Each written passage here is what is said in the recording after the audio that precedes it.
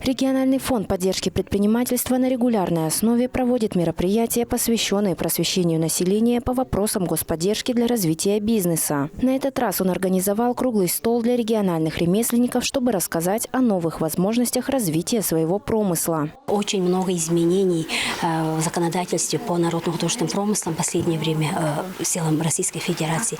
Мы будем ознакомливать их и законодательством.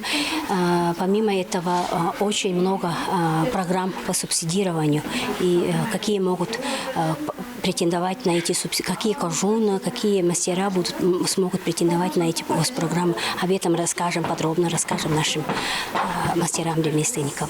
Региональными властями совместно с Фондом предпринимательства ведется крупная работа по поддержке народных умельцев в муниципальных образованиях через госпрограмму «Комплексное развитие сельских территорий». Алексей Сарыглар стал одним из тех, кого в свое время выручила господдержка. Благодаря ей он смог продолжить заниматься своим любимым делом – создавать для земляков юрты.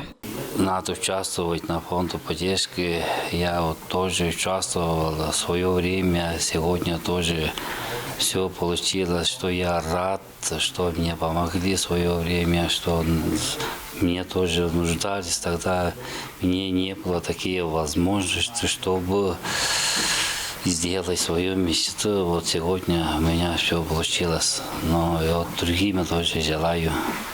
Изготовители предметов культурного наследия Тувы, таких как юрта, хомус, национальные ручные куклы и других, тоже могут заручиться поддержкой у Фонда поддержки предпринимательства. Как преобразить свое мастерство в уникальный индивидуальный бренд – одна из тем обсуждения круглого стола. По прошествии этого круглого стола пришли к таким интересным выводам. Мой бизнес очень хорошо поддерживает мастеров народных художественных промыслов.